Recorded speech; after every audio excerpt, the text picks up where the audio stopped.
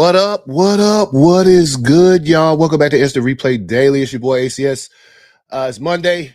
Got a lot to talk about. Obviously, good weekend of football. Crazy games yesterday, y'all.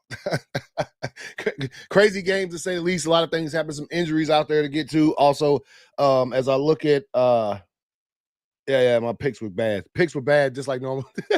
That's like normal this season, bro. The worst picks of all time. Let me get this background thing popping so we can get going. Obviously the games that were supposed to be like those games for this weekend, when you looked at the schedule, like coming into it, I mean, look, it did look like the best slate that we've gotten thus far as football goes. But hey, TW, what's good? What up? Hey, what's good, Trevino, man? Yeah, dog. It lived up to that's what I was getting to. The games that were supposed to be some stuff. I guess the Eagles Steelers didn't quite live up. There was a play in that game, I think, that sort of turned that tide. There's a toss. Steelers were driving the football. What up, 187 was good, man. Yeah, man. Yeah, I'll speak on it a bit, man. I was watching the game, obviously, so I seen all that happen, man. The Vikes play the Bears, man. They play the Bears, and the Bears have already been eliminated strategically from the playoffs. Yesterday, at some point in time, somebody won, and they were eliminated. So I can't remember who it was, but anyway, again. With the Steelers game, I think I'm watching it and I'm looking, I'm like, yo, man, super cinema, bro. I was like, yeah, this is great game. The Steelers, they were driving on the Eagles, man, and there was a toss that tossed the ball to damn it, I can't remember the running back's name now, for the Steelers, and he fumbled it. That was it. The Steelers did nothing else with the ball offensively after that, and I think that was their chance, and they missed it. So that's what I'm saying. The games, I guess I could say that one didn't live up to the billing as much as some of the other ones did over the weekend. But we got Football Friday, y'all. You right, TW? Yo, TW, the playoff, the first ever 12-team college football playoff kicks off Friday night, and then, it's crazy. It's crazy. Hey, man. I saw some nice stuff, and you know what? I love your man's attitude there, TW. Drake May came in there, made some fabulous plays. Game was kind of tucked away by that point, but made some good plays, and you know what? Let me just get on off the field. No use to celebrate. We still down by 20 points. You know what I'm saying? Let's get back to business here. I love that. Love that. He did some Brett Favre and shit out there. I saw from Drake May yesterday. One of those. You say, see, here's the thing. He did that, and I'm like, oh, my man's out. And then what Josh Allen had to try to do, right, in the game against the Lions. Yeah, man. And then Josh Allen, even though Josh Allen's didn't count, if you saw that the two-hander he did, the sort of shovel pass to the end zone. But Drake May was nice, man. But also realize we're still down. There's no what's the celebrations for? Let's try to get back in this game. So like the attitude from the young man thus far in his career, even though he hadn't made a full season. But let's get back, man. First of all, injuries. Patrick Mahomes ankle sprain, which for some reason was like very major when it happened. Now I'm looking at it and they're like, oh, it's a mild high ankle sprain. A lot of talk out there today about whether or not the Chiefs should shut Mahomes down for the end of the regular season, because you're not winning a third Super Bowl without that dude. Your offensive line is already not that good. So like Mahomes not healthy, I don't see y'all winning a third straight, right? I don't see y'all doing it anyway. I think it's the league is just too hard to come in here and win 3 straight Super Bowls. I'm just gonna say that shit off rip. But what they won't even have a chance without Mahomes, and so probably should. Yeah, man. Shouts out to the hometown fella Nick Chubb, man. I hadn't got to it yet, but since you bring it up, broke his foot yesterday, done for the season. Was able to come back. I think this is a good thing, man. I think Nick Chubb's gonna come back next season very, very strong. And because he didn't get to do his usual. If you're any kind of familiar with Nick Chubb, right? He went to my high school. Like that dude he comes here to our hometown and trains in the offseason. Like he trains with the high school football coaches, right? That's how he gets into shape for the season. So I feel like last season he didn't get a chance to do that fully to his capabilities like he would like to. And this offseason he'll get that chance. I'm sure he's gonna have to rehab the broken foot and things of that nature. But dude's a fighter, man. So, shouts out Chubb, man. I see that yesterday. I was like, damn, bro. Can't win for losing, man. Can't win. Obviously, in that game, I was just talking about the Mahomes injury, whether or not they need to sit him for the rest of the season. I mean, look. The Buffalo Bills are nice. The Buffalo Bills catching up to Kansas City to get that number 1 seed could possibly happen. But you know what? It will happen. I say that. I say that. If they do sit Mahomes for the rest of the regular season, since they are getting screwed in the league, maybe out of the playoffs. What happened? Oh, some of the fantasy stuff. If I got time, I'll get to it, bro.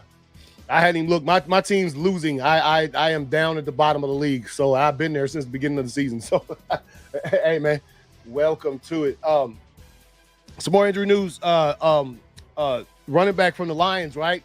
They keep on getting hit with the bug, man. I saw a couple cats go down.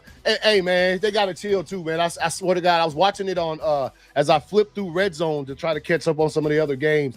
When that dude got hurt, right, and they cut to commercial break, it was that fucking Burger King commercial, man. Literally, when that dude for the Lions, he collided with another player, and it was pretty bad leg injury, I think. As soon as the first commercial they went to was fucking Burger King, man. What is this? What are we doing here, right? Man's get hurt, and the first thing they hear is fucking Whopper. Me and V be clowning about it all the time, and it literally happened again. Y'all need to make sure that that's not the first commercial that plays when somebody goes down, bro. You just need to make sure of that. There's another injury too in the Dolphins game. Didn't really catch that one. I can't remember who the player was. Looks like he got. For all intents and purposes, it looked like Tua led that dude to death. Right, literally threw the pass, put him in harm's way. Yeah, man, that's exactly what started coming on as soon as dude from the Lions got hurt yesterday. Man, what are we doing? Has the NFL signed a contract with Burger King that is the song? So as the network starts to play that elevator music when somebody gets hurt, you know that music. They're going to cut straight to fucking, my man's talking about fries, Whoppers, and all of that kind of nonsense, man. Y'all need to chill. Y'all need to chill, man. No more of the Burger King commercial after the injuries. Matter of fact, I don't remember seeing the Burger King commercial if there ain't an injury, right? So, yeah.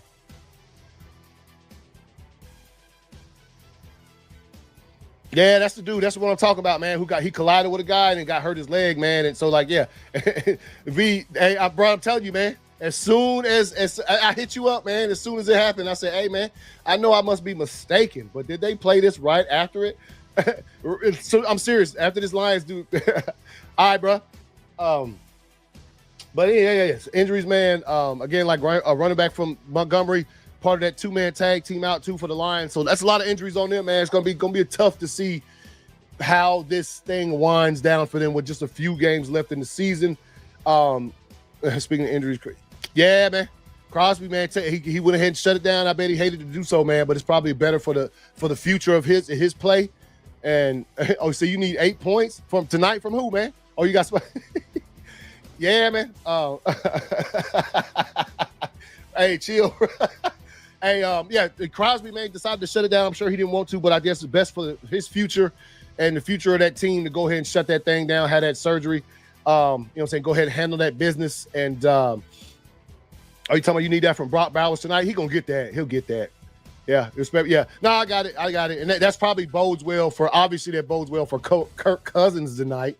Yeah, I mean, you ain't got to worry about that nasty monster coming after his ass. Maybe he don't throw 3-4 picks this game like he has the past 3 or 4 games the Falcons have played. They're not ready, saying they're not ready to step on to Michael Penix Jr. yet, right? But they don't need no more picks.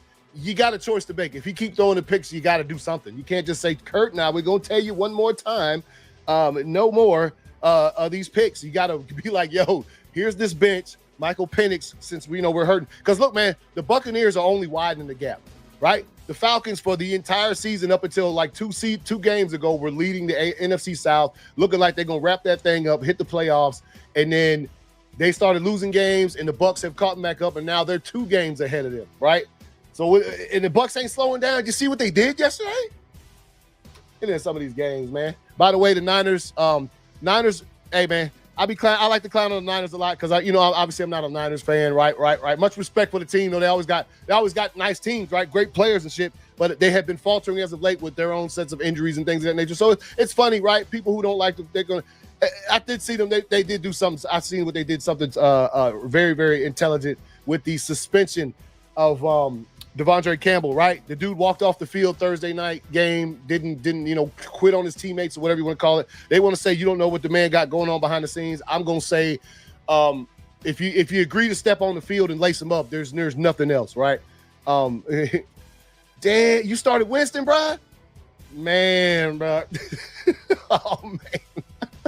Damn, dog. I didn't know you started Winston, man. That is, hey, man. Yeah, it is. It is. So anyway, basically with the 49ers, they suspended him. People say, well, no, they should have cut his ass. If they would have cut him, they would have still had to pay him. See, what they've done is suspend a man with no check, right? Suspend a man with no check. That's what you do. And then once the season's over with, right, they suspended him for the final for 3 games, the final 3 games. And then once the season's over with, then they'll handle that business where a man's pockets can hurt, right? That's what you do. That's the way to do it, man. So I'm glad. I'm good to see them not just really, because look, that's what everybody said. That dude's got to be released before midnight tonight, right? You're watching the game goes off about 11:30 p.m. Thursday night. You're like, by midnight, this dude needs to be fired, right? They didn't do that. They just suspended my man so that them checks are quit coming. Hey, yeah, good on them. Good on them, man. Good on them. Let's get in. Let's get into let's see, make sure I got all the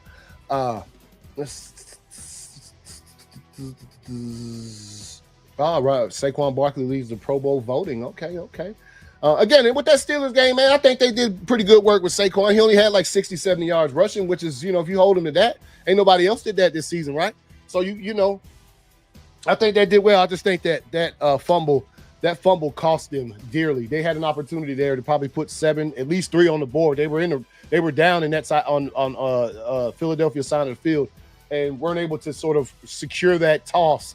Which probably, I ain't saying Najee Harris would have got a bunch of yards, but they were moving the ball. The Steelers were, and then we seen what happens after sort of that fumble. They really just couldn't get anything going offensively after that. So let me get this up here. Get this thing going, and here we go. Let's jump into it right quick. All right, so here we go. Rams, 49ers, low scoring game, no touchdowns in this bad boy.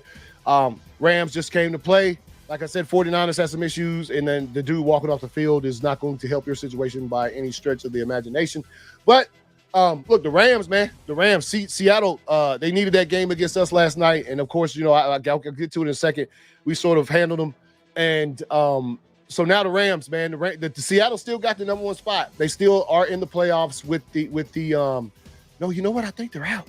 I think currently the current playoff picture after this week, Seattle will be on the outside because – the NFC West is only going to have 1 team in the playoffs this season, probably, right? More than likely, the Raider records are looking 1 team, and the best team right now with them will be the Rams, sitting at 8-6.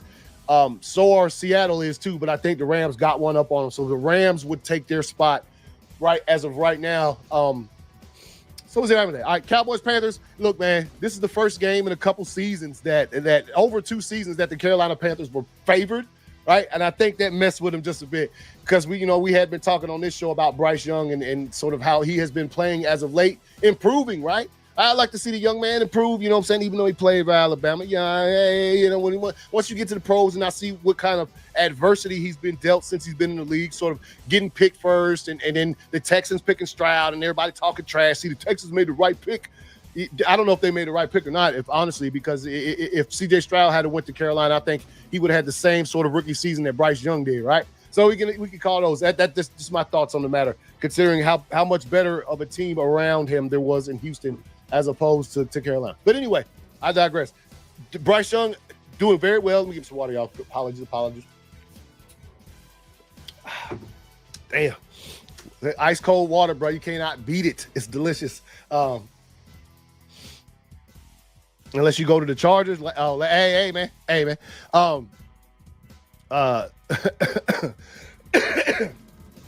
But yeah, no. So I think coming into this game, there was a lot of talk about the fact that the Carolina Panthers hadn't been favored in a game in two plus seasons, so they got favored here.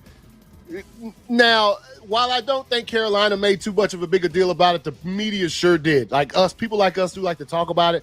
I don't know that I mentioned this because I didn't find this out until after last Thursday's game. But I think the Cowboys took that a little bit personally by you saying, oh, the Panthers are favored. Oh, okay. Let's go in there and show it. All right, T-Dub, man. Appreciate you, bro. But yeah, I think the Cowboys took that personally. As you can see, they went to work on the Panthers, and Bryce Young had sort of I think he had like 2 picks and a fumble, something like that. So here's what it is. Chiefs, Browns, obviously, shouts out Nick Chubb, broken foot out for the season. But again, I think that's going to help him. Obviously, you don't want to go into the offseason with a broken foot, but I think at least this season he might get more of a chance to do his usual off-season workout. So that's what's cool. Chiefs, right? I think the biggest takeaway from this game is the fact that Patrick Mahomes' ankle injury, which I thought they tried to play it off as more serious. I have a feeling that Chiefs going to play around with you when it comes to this one. Which, I mean, I don't know, man. There's the thing. The Chiefs could lose all the rest of their games this season, I guess, and Buffalo could win out, and then Buffalo would win the number 1 seed. But I think at this point in time, yeah, Buffalo, Buffalo might want that home playoff. And I mean, everybody probably does. I think right now Buffalo can go to Kansas City and clap them cheeks, bro. I think Buffalo go to Kansas City and clap them cheeks, man. Weather going to be the same, ain't it? Right? Weather going to be the same. You just, you just ain't going to be able to have your folks out there, you know what I'm saying, the fans out there scraping your driveway down and shit and snow. You be in Kansas City, but still, same difference, man. Same difference. I think what Buffalo did yesterday and what they did, even though in a loss to the Rams the week before on the road, is telling you that they can play wherever and whenever they want to. So, hey, look, the only other team I know that can do that pretty much in the league, Kansas City proved they could do it last year in the playoffs. They ran through all on the road, clapping cheeks.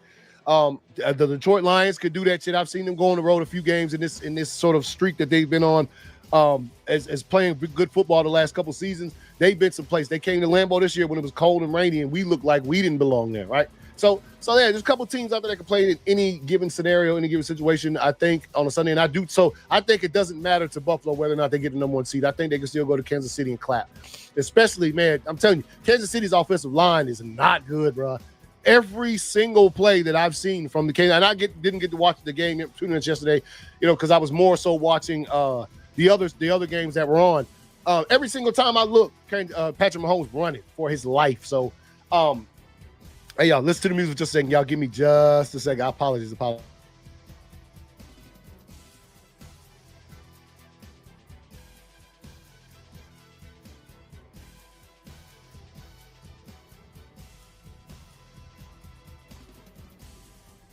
All right, y'all. My apologies, man. This back and forth weather has got my nostril. My nose is just running, man. So anyway, so this game, Chief Browns, Dolphins, Texans, 2 through 4 picks, like just giving the ball away the whole game. Texans played well, although not that good of a game from he said apologies. Texans had a good game. I guess Stroud had a decent game, couple touchdown passes, but this game is still low scoring. Dolphins, I think they still have a chance, but I think they're pretty close to like elimination. Matter of fact, I think if somebody wins tonight, they might get eliminated. Not even sure. Anyway, Jets came out on top. You saw the Rodgers to Devontae looked old school. The Rodgers to Devontae yesterday looked Green Bay Packer-in, right? You know what I'm saying? Like from back in the day when they both wore the green and yellow. That's what it looked like, man. Little pitch and catch yesterday. They was doing nice game for them. Jags, Mac Jones had some terribles, bro. Some of them, yeah. But then again, I think he had a couple of cool plays too out there. But both of these teams have been eliminated from the playoffs. So I think you knew what to expect going in this one. But I just played well, man. A couple of O's. I seen Rodgers break out and scramble too. I said, this old man is about to die, bro. Like if he gets hit right, and he got kind of hit, man. He took a hit and got back up talking shit, man. So hey, a little bit of spirit, man. He ain't gonna bench Bowers, man. Jets, Jaguars. So that Commanders, Saints, probably a little bit too close, right? Probably a little bit too close. I think the Saints might have won this game. They got it to 19-20, and all they had to do was kick an extra point to tie this thing at the end of regulation. It would have went to overtime. Saints, nothing to lose, went for it. Oh, you talking about the Saints? Hey, man. They ain't got nothing to lose, bro. I feel them. What you gonna do, man? You out here 5-9, right? I mean, I got it. I got why they went for it. They were saying, no, the coach would have looked good. They would have won the game on the 2 points. And the pass was just a little bit outside to get the 2 points. So I think they should have went with another play for the 2 points. They went for the same damn pass play that they just did, but with a few alterations to it to score the touchdown. So you'll go for the same thing. But they did. So, it didn't work out for them. So you saw that. Ravens, Giants, this score was exactly how it should have been worse than this. A couple of turnovers early from the Ravens, a couple fumbles. I think Lamar had a fumble or two during the game or whatever right now. But there's not much to see. It's hard to sort of quantify his performance in this game. Lamar was off the chain, but like considering the team that they're playing with the Giants and that entire team, they just keep getting planes flown over them. They probably need to clean house, probably do. If you're a Giants fan, I know you hate to see it, but you probably about time to fire everybody. And look, Daboll's a good coach, man. I'm pretty sure you guys want to hold on to him, but You might have to clean house. Like leave the Giants might need to leave zero sort of any resemblances of any team's past, right? They what the Giants need to win 2 games. Oh, I see what you're saying here. They probably ain't, bro. They probably ain't. We looked at the rest of this game. Got to play the Eagles next week, man. And the Eagles, they ain't gonna be slow. They trying to get that seed, man, which I don't think is gonna happen. Well, it could. Lions, them injuries are piling to a point now where I think it's a little noticeable when it comes to some of the way they played yesterday. Anyway, Ravens Giants. So again, that's the way it should have been. Bengals Titans. Bengals should have. You saw it. You've been seeing it all season. Joe Burrow's been playing outstanding. Had a couple picks yesterday. Yo, the dude for the Titans that took the ball from him and started running it back down the field. The stiff arming offensive lineman in this bitch. Yo, that's gonna be a play. I just now seen it on Top 10 like an hour ago. So that's on there. So yeah, Bengals Titans. A team they should have beat. They did.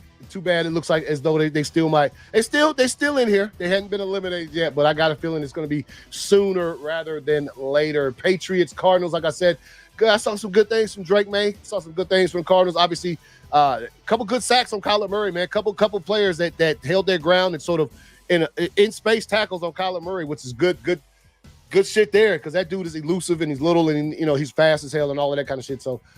But still, the Cardinals won. The sort of I don't know about their playoff hopes. I do not know if they're still in the hunt or not. I do know the Patriots pretty much eliminated. But good things for May, man. Like I said, I seen Drake May make some nice plays, and no celebration, man.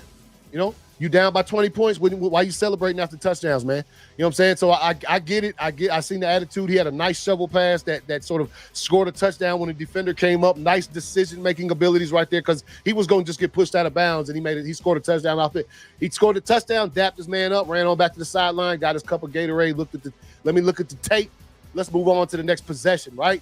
None of that crazy nonsense because, again, they were losing. What's to be happy about, right? I feel him, right? Colts Broncos, big takeaway from this game. Again, same thing with the Steelers game. The pitch to Najee Harris, the fumble on that, the recovery by the Eagles turned that entire game around.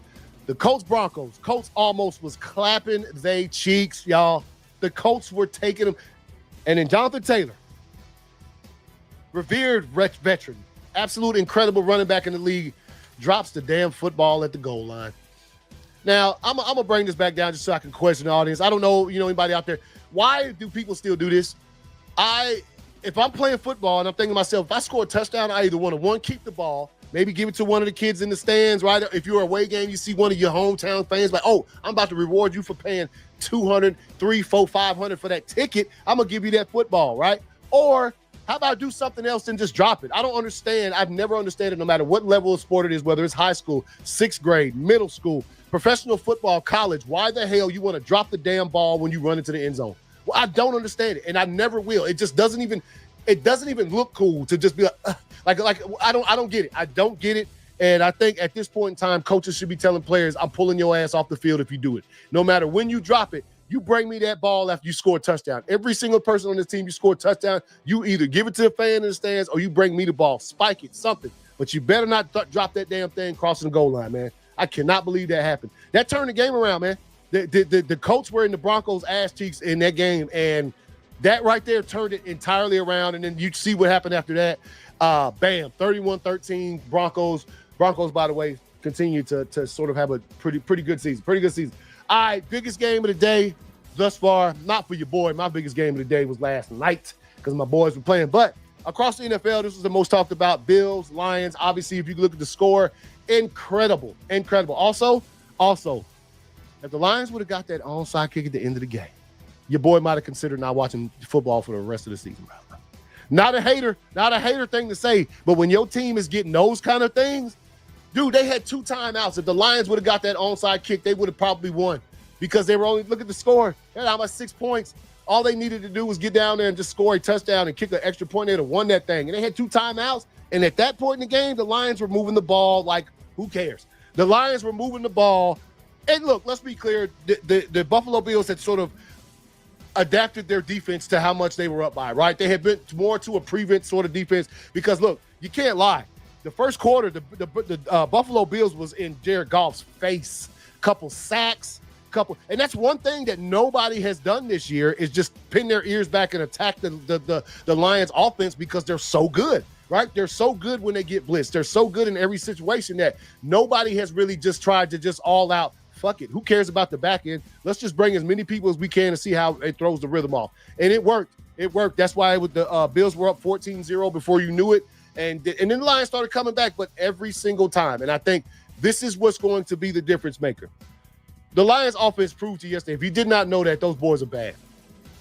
They can move the football against anybody, unless your strategy is, like I said, what Buffalo decided to do was let's just blitz the fuck out of them right off rip and see what happens. And it worked. It got them ahead, which when people talk about playing the Lions, they say to beat the Lions, you have to outscore them. And it's incredibly difficult because their offense is so productive and because their defense is opportunistic. Even though they led the league in pass interference calls and things of that nature, it seems to just work for them.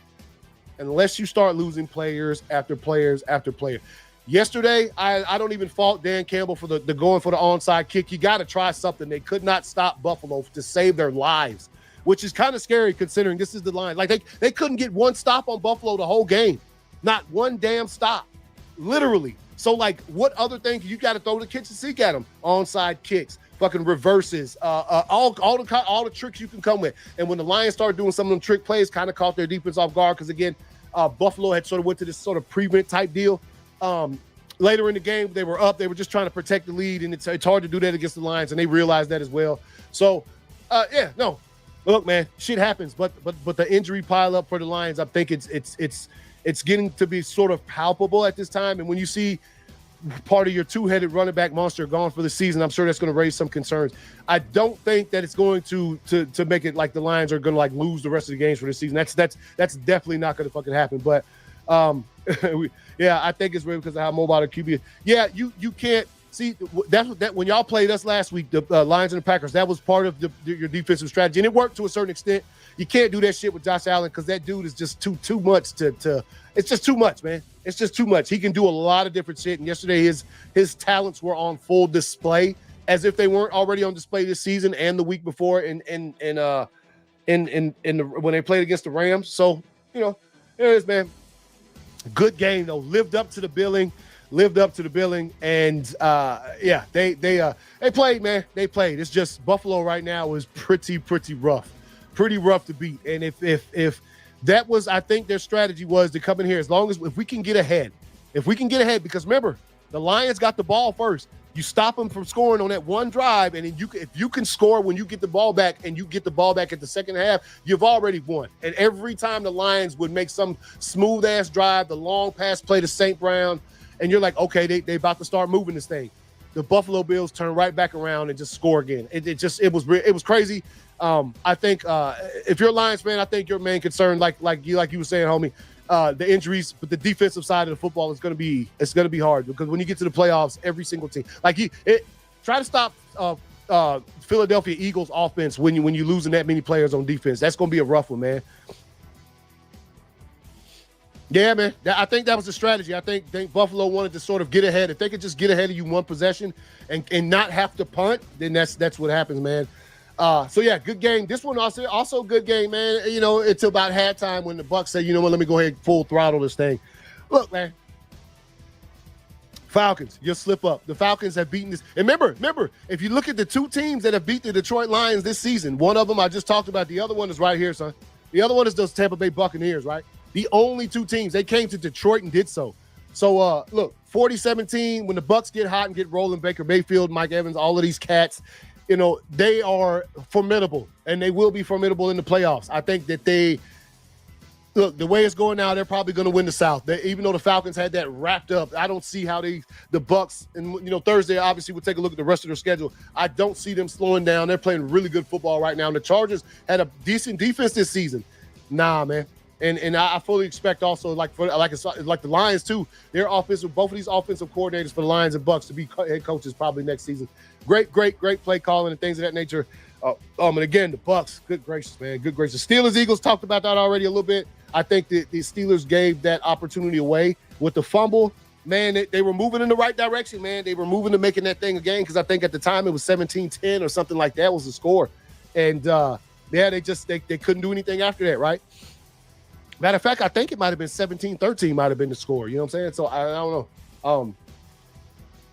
Obviously here, the decision by Matt LaFleur for the Packers to run the ball down their throats to start the game was perfectly chef's kiss. That's the most you could have asked for to get that kind of start on Seattle in Seattle. For the first time, I got to tell y'all, for the first time, not just watching the Packers play there, which the Packers hadn't won there in so long, it's ridiculous. They like 2008, which shouts out, man, won that game last night. But for the first time, especially since the Legion of Boom came and the Seattle Seahawks success that they had starting in the 2010s, for the first time, the crowd was not full Seattle. Packers fans made their way into that stadium, and you could hear them. And I was like, are those Packers fans that I hear? I have never. Don't matter what team, even in the when Seattle and Seattle, or when Seattle and like San Francisco are at the heights and they were playing those big NFC West games out there, and it's 12th man and it's Sunday Night Football, and you can never hear that. You never hear that. And San Francisco fans travel. I was having this conversation where I said I think we reached a time when it comes to the economy that people who might own season tickets or places are probably like, you know what? I kind of need to buy Christmas gifts this year. I'm going to sell my home tickets, a couple of them things, right, for about $400 a piece. Yeah, that's what I think is happening. Because you know what? Another thing that was surprising also, like I mentioned after the game, was how many Lions fans were in Green Bay for their matchup earlier this season. That almost never happens, dog. You know, like Green Bay fans, y'all giving up y'all tickets, bro? Motherfuckers might be broke, man. The economy is kind of tight right now, right? So that could be what it is, man. But yeah. Packers, man, went to Seattle, handled their business. Obviously, Geno Smith got hurt later in that game. I do love the explanation because I didn't want to get. It kind of looked like a kind of a bad hit. The Packers didn't get called for, but then the rule is if the quarterback's both feet are off the ground, then there's no penalty there. So I did like that explanation for it. And obviously, dude that came in, he wasn't ready to play by any stretch of the imagination. And so, like, a couple sacks on that kid. The defense played phenomenal yesterday, man. Phenomenal yesterday. Couple of nice passes, but Seattle has a nice offense, and they got some good receivers that we were able to sort of hold down with the pressure. Geno threw the pick right there at the end. He threw the same ball that played the previous play, and hey, man, I'm telling you, dude, the ticket prices, bro. That's what I'm telling you. Hey, think about this. Right? You a Seattle fan, right? It's Christmas is next week. You kind of tight, and you're like, well, shit, it's the Packers. I could sell my one of my season tickets, man, to a Packers fan for $700. You ain't doing that shit. I mean, of course the game is nice, but if you strap for cash in the pockets, hey, man, ticket prices. I learned this a long time ago when it comes to certain games like this. This game right here, if this game would have been against any other team, like say for instance, just like a regular, if you say against say for instance the Chargers or maybe the Colts, Broncos, or something like that, the ticket prices aren't that much. But since it was against the Bills, I learned a while back the Packers had just won the Super Bowl, back in 2010. And the next season, they were coming to Atlanta to play the Falcons. And the tickets were like starting at like $250. And at that time, this is like 2010. I'm like, bro, what the fuck? Or 2011, like tickets this high? Like, it's because of the matchup. It was a Packers-Falcons game. They had played each other. It was Monday Night Football. So, yeah, the ticket prices, man, they're out there now. And I think that's when you see a lot of stadiums that their crowds were normally pro this team and that. And now you see some infiltration from the opposing out there. People need money, man. People need money. And if they can get $1,000 for both their season tickets for that one game, shit, they might trade that thing off, man. It sucks for you because now your home crowd ain't as loud. But, that's the way it is. That's just the way it goes. So, yeah, man, Packers go handle business. 10-4 right now. Look, I'm optimistic. You say you're a Packers fan. Of course, I'm going to be optimistic. But, look, we have 4 losses this year. They're all by teams that are absolutely incredible, right? 2 to the Lions, 1 to the Eagles, and 1 to the Vikings. So, like, you know what I'm saying? We doing pretty good. So, with that being said, I am excited about the rest of the season. A couple games left to go. We got to play the Vikings again, the Bears again at the end of the season. We do have a Monday night game against the Saints coming up. Not going to say I ain't worried about that because I am. It is the Saints, and you never know what can happen in those type of atmospheres and those types of deals. But, all right, you guys, I got to run. Appreciate y'all who stepped in. Obviously, Thursday, we're going to talk about game picks, things of that nature. If there's anything I missed news-wise, I'll try to get back to it on Thursday. I apologize. It's sort of V's not here to sort of remind me when I missed something along those lines. But I think I did a good job. Anyhow, also, if you guys didn't know, you could catch me on on Wednesdays at 7 p.m. It's not this show, but it is a show that just focuses on Georgia sports Central, 7 p.m. Eastern time, where I talk about, Atlanta Hawks and things of that nature. And I'll be talking about the Falcons, the results of tonight's game and things of that. And also, anything else that has to do with Atlanta sports, the Braves and stuff like that. So catch me on Wednesdays with that. Hey, appreciate you, man. Appreciate you always showing up, dog. Hey, everybody else, man, TW, all you guys, appreciate it. No thanks to NR, man. You know what I'm saying? He was in the chat for like 2 seconds and he bounced, man. You know what I'm saying? Hey, man, I had to handle the things on Thursday, bro. But anyway, see y'all later. Y'all take it easy. Enjoy the games tonight. Two games coming on in like less than an hour, right? So we'll see what happens with those. Kind of see what you do, Chicago. You got eliminated for the playoffs. Let's go out here and give the Vikings some hurt. It'd be nice for the Packers to win, and then you see the Lions and the Vikings both lose in the same weekend. Let us get a step closer, right? A step closer, but that's probably not going to happen. Vikings out here on a mission. So anyway, see you guys later. Y'all enjoy the rest of the week. See you on Thursday. Peace.